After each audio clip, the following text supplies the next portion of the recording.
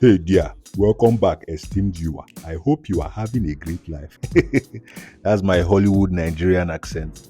Kindly subscribe to my channel as it keeps the channel up and running. Let's get straight into it.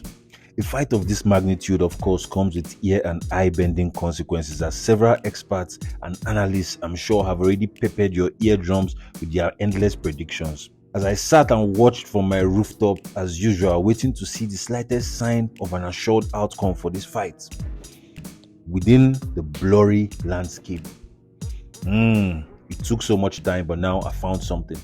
But let me first say that anybody that told you that they know how exactly this fight is going to go is lying. Oh my God, stop fucking lying. We are no strangers to the strengths of these fighters, and none has yet exploited any of their weaknesses yet, given the fact that they are still unbeaten at this point in their careers. As the Twitter timeline heats up, I'll just show you some of the things that people have said back and forth between these two men and the fans too. A great coach once said, champions aren't made in the gym. And what that means is that there are certain things you cannot teach a fighter. Like heart, for instance. If a fighter doesn't have heart, they don't have it. No amount of hours spent in the gym can teach a fighter to get down to the nitty-gritty when times get tough. Of course, an example of that would be Anthony Joshua for obvious reasons. But let's just stay with Spence and Crawford. In even matches like this, where fighters cancel out each other's attributes, Spence's pressure and durability cancelling out Crawford's ring IQ and adaptability, it will come down to one thing and one thing only: the man inside. The inner man is an interesting concept. He is the one that comes out when the chips are down. He is the sixth sense. He is the person in the subconscious of all men. If the inner man in a fighter resolves to win a fight, the fight is never over until it is over. But if the inner man quits, no amount of expectation can summon him to win. The habits of the inner man are exposed under the most brutal circumstances, like a convicted felon going back to their vices again because they couldn't find a job, or like Guillermo Rigonda quitting against Lomachenko, or Roberto Duran quitting against Sugar Ray Leonard.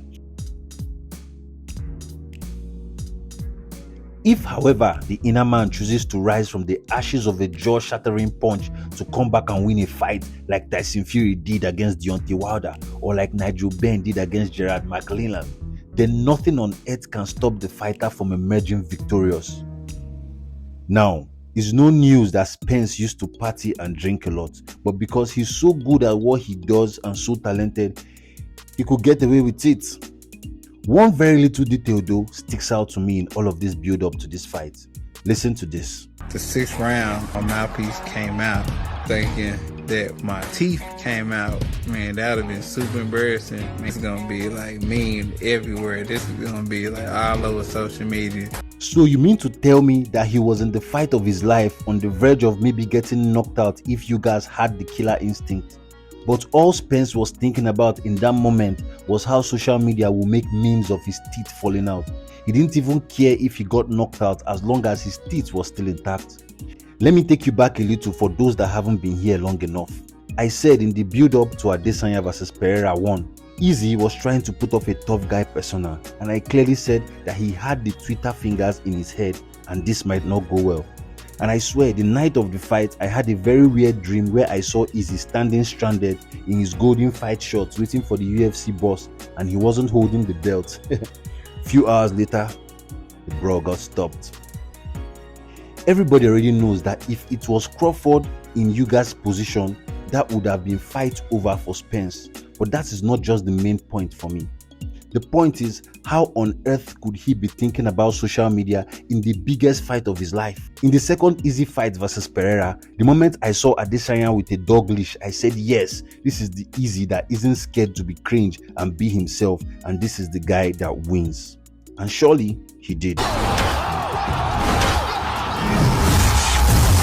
Again, let's look at this pattern. Spence was supposed to fight Pacquiao in a fight that would have been the official handover of the baton in the welterweight division from the older generation to the younger generation. Much like when AJ beat Klitschko, Pacquiao was not in the best shape of his life and certainly on the odd side age-wise. And all Spence had to do was show up. I mean, just show up and he would be a much bigger fighter than he is today around the world, as the man that stopped Manny Pacquiao and retired him. But we all know how that went. What I'm trying to say is, Spence has formed a habit of always playing with his anointing at the crucial time.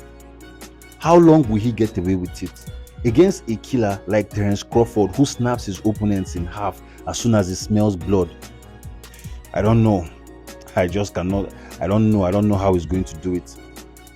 I've never made a bold prediction up until this very tiny detail emerged from Errol Spence.